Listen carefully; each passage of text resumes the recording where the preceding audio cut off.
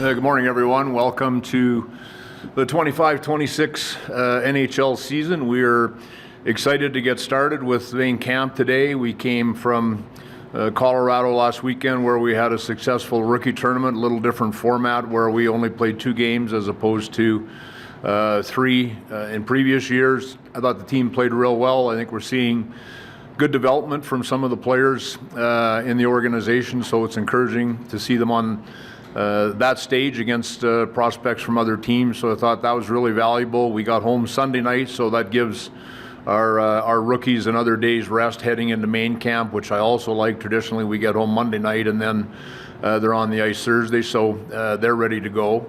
Health-wise, we're in good health going into training camp, which is important. Just paying attention around the league. There's different teams that have guys missing. We've had that in the past. It's nice to start with everybody healthy. The exception would be Alex Pietrangelo, who, as we talked about when I did media in July, won't be playing this season. Alex is in town. He plans to continue to live in Las Vegas, and he's around the facility lots. He was here yesterday, saw him last week. He wants to stay connected, stay busy, so we expect to see him a fair bit. 20 days to home opener, so training camp takes on great importance. We've had really good camps the last 3 years. We've had really good starts to the season the last 3 years. When I look at the Western Conference, if you take the 8 teams that made the playoffs last year, certainly those teams would expect to make the playoffs again.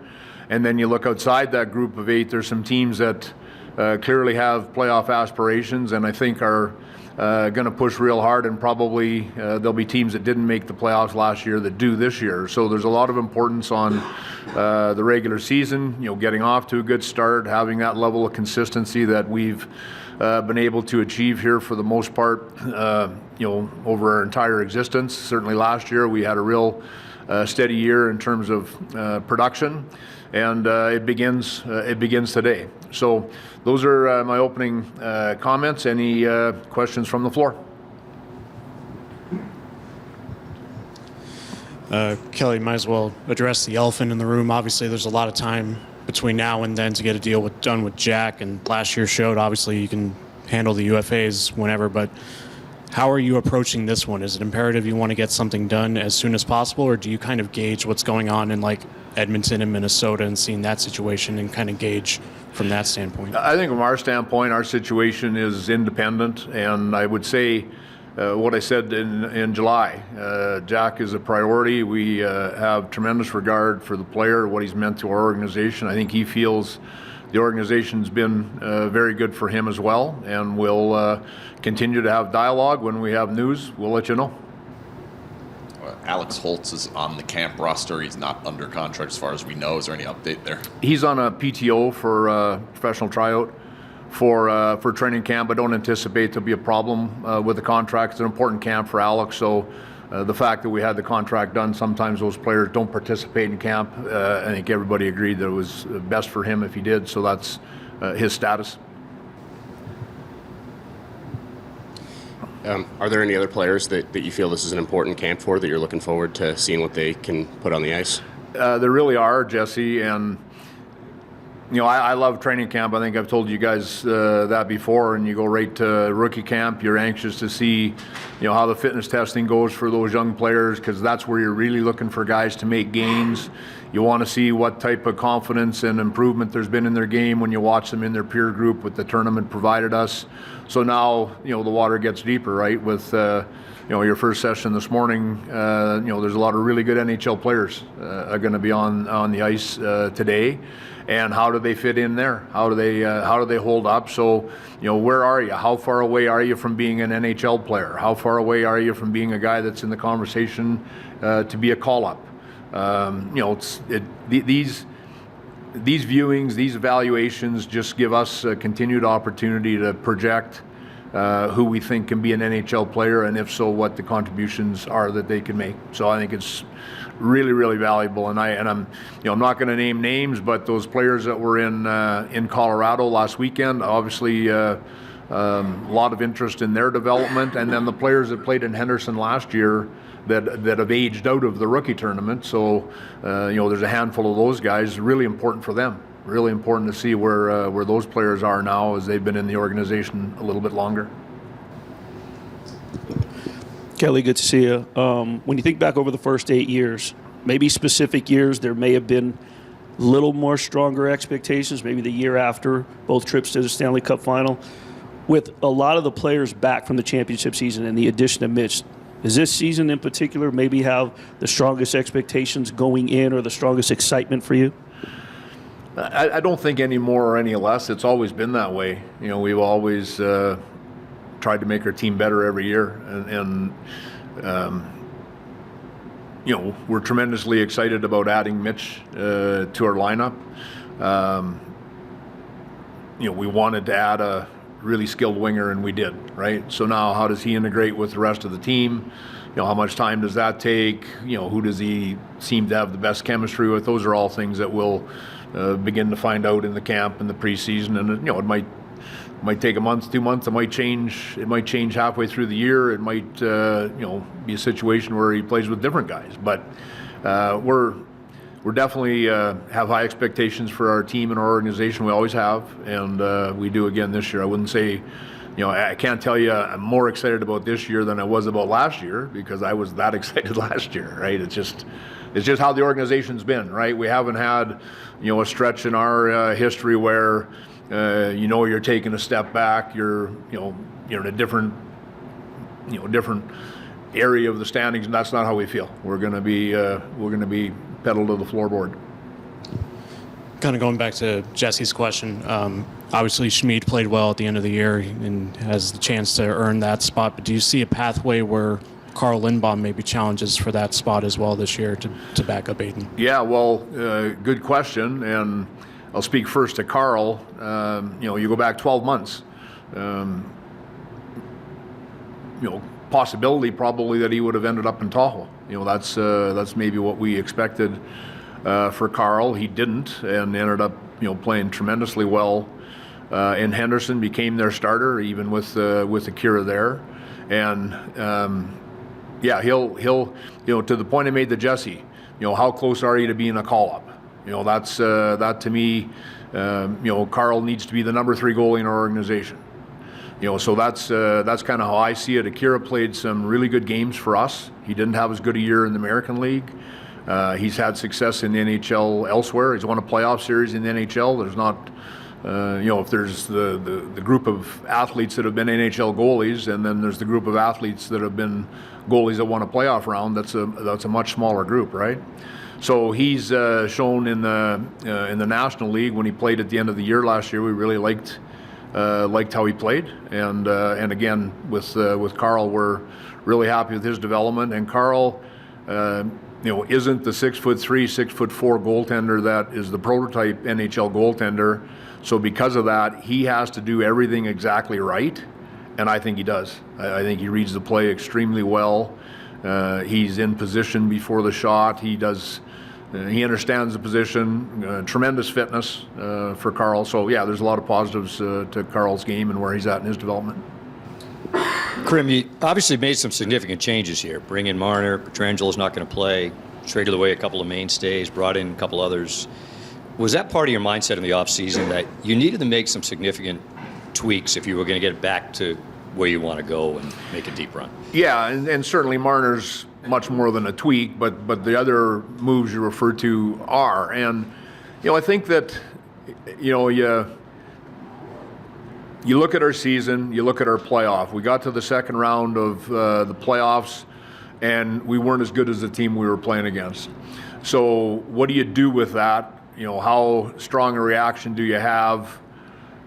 I may have mentioned when I did media in July or late June, whatever day that was, that I don't think anything drastic was required, but there were a couple of things, and I think that we want to get a little bit more of an identity for a fourth line than maybe what we had to. I think I might have said this in July.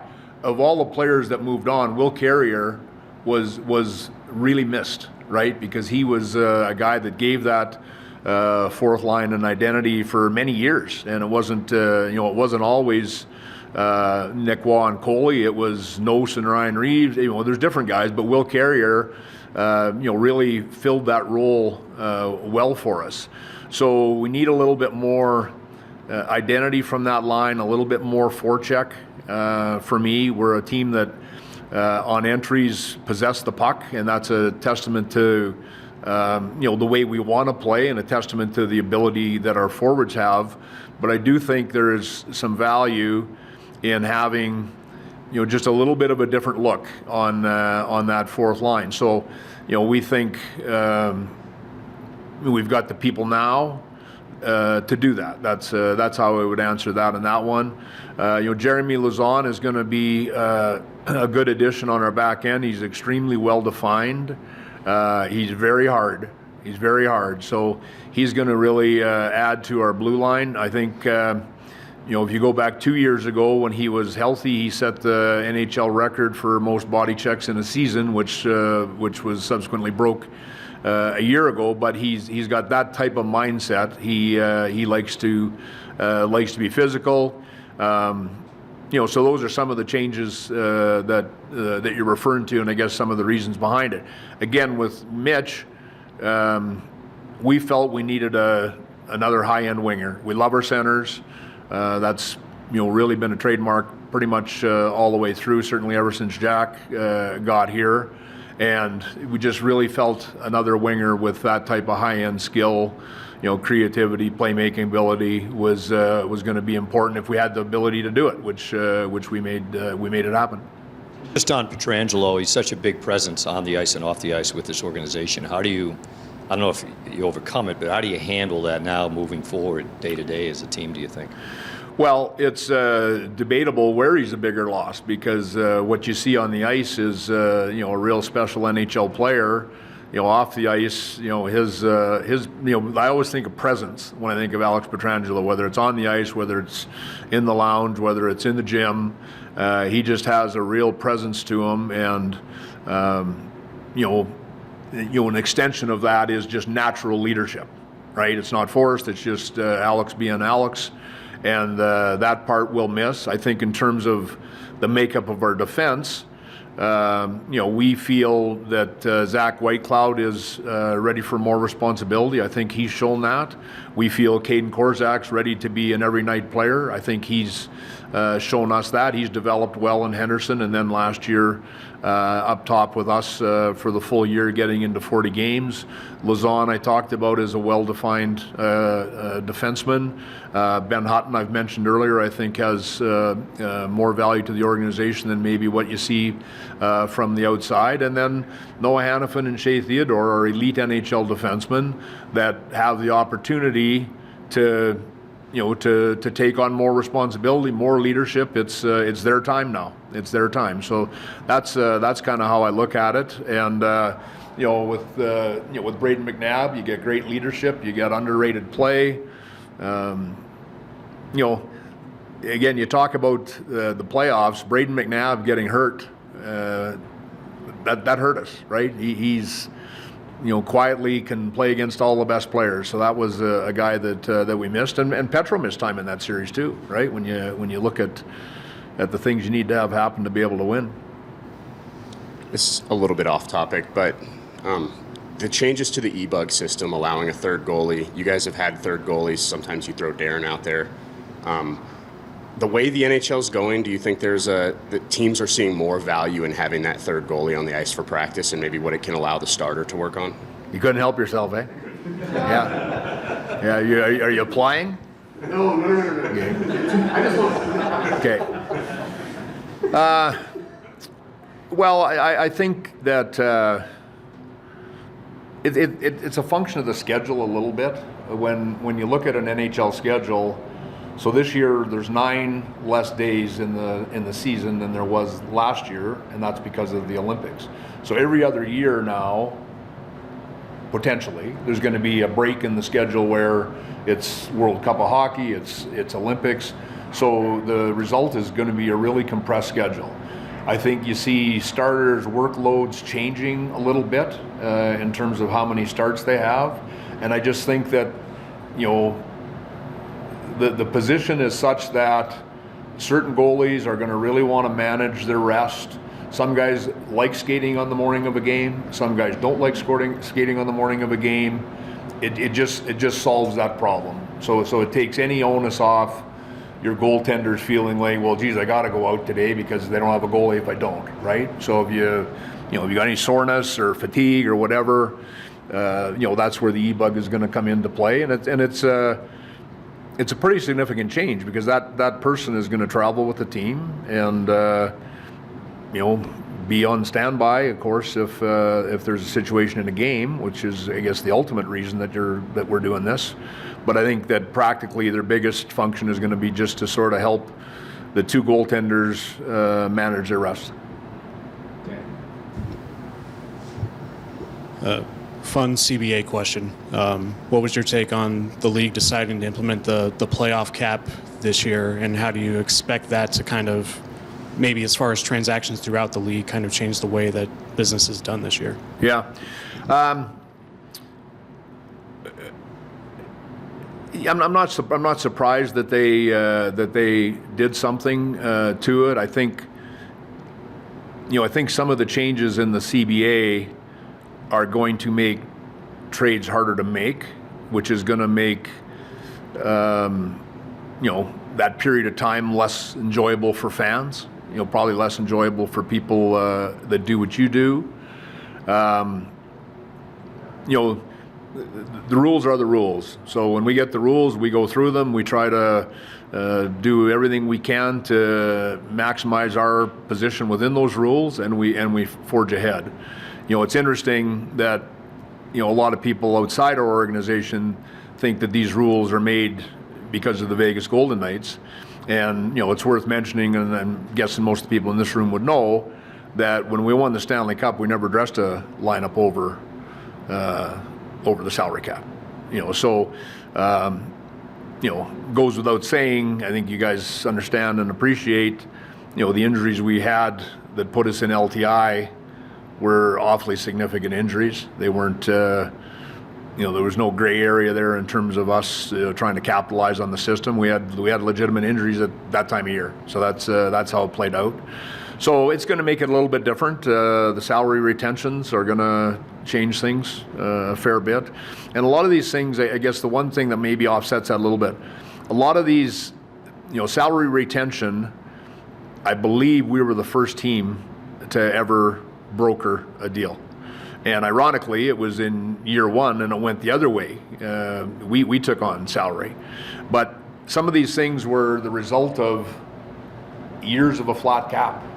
So when you have years of a flat cap, it just puts the onus on organizations. What can we do? What can we do to make our team better? And that was one of the things that became pretty commonplace.